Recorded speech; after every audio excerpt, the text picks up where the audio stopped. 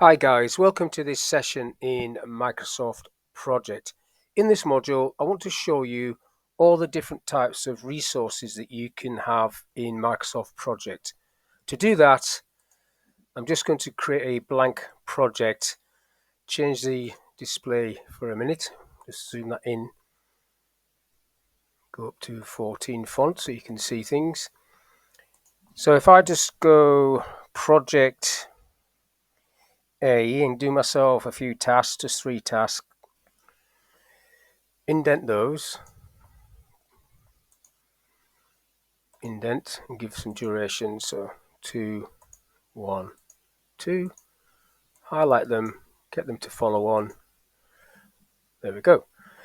Now, to add resources, you need to go onto the resource sheet, which is down the bottom here, fourth one along of these set.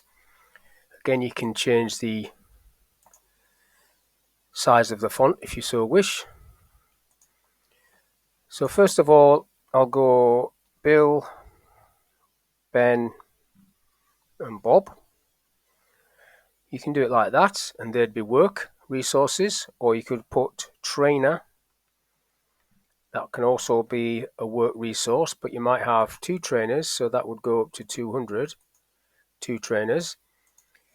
Where it's got group, if I'm going to use people, individuals, I could put them in a group, so that could be like trainer as well. You can pull that down, so all 3 of those are a trainer. Let's add Anne, work also, and she's a manager. And then you basically allocate some wages to them, so £10 and 15 for overtime if they get overtime. And again, you can highlight that one and say this is an external trainer, so he's on 20, doesn't get overtime, and can also be on 20 and 25 for overtime. Cost per use, leaving that blank. Prorated, you can change that if you want, so the costs get allocated during, like prorated, or at the beginning or at the end of a project. Standard calendar, it's basically copying the base calendar from the project settings. So basically from project, change working time there.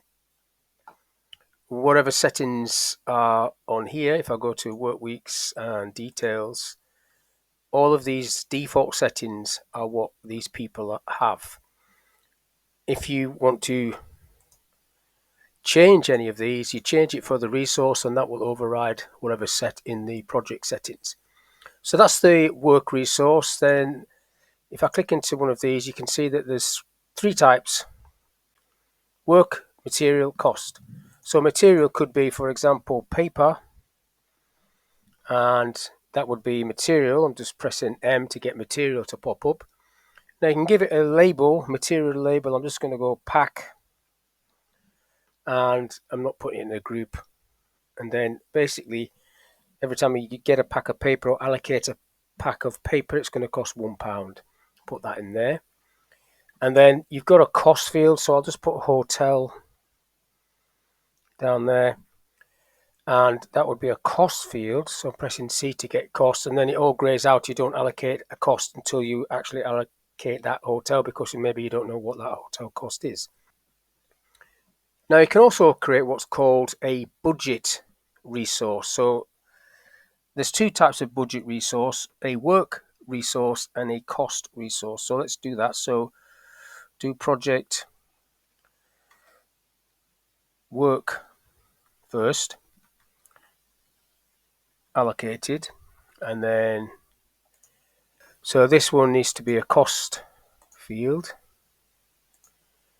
And now if I double click into this one, the top one, basically you tick in this budget icon there, that becomes a budget resource. Click OK to that. Do the same on the other one, double click into it, tick budget, OK. Now to allocate the other resources that I've already done, it's quite a simple process. These 2 at the bottom, budget resources, is slightly different, but if I go back to the Gantt chart and just click on a task, go to resource, assign resource. That will bring up the resource box. So let's say I assign these two to that first task and some paper, assign. Now if you want to show how much paper gets used in a day, say 1 per hour for example, you can go 1/HR, that will change to 8, 16 because there's 2 days on that task, 2 days, but that would be 8 per day. Then I click on the next task, I'll add Bob and the trainer using my control key, allocate those two, and paper as well, assign, and the paper I'll do same thing, 1 per hour, 1 per HR. That changes to 8 because that's just a 1-day task. And I'll also book them in a hotel, assign, and then the cost for the hotel goes in here. So 2 of them, let's say it's going to be £500, like so, and that's allocated to them. So that's basically how you allocate on normal tasks. And you can see the allocations on the Gantt chart on the right there. A bit, I don't normally have that displayed because it's a bit cluttered. If I come off this, I will take that off actually. That's shown in here. If I get rid of that and just put name there, so that's just going to be the task name. Click OK to that. That gets rid of the resources, and you can just see the task. So basically I just double clicked and it opened up the bar styles.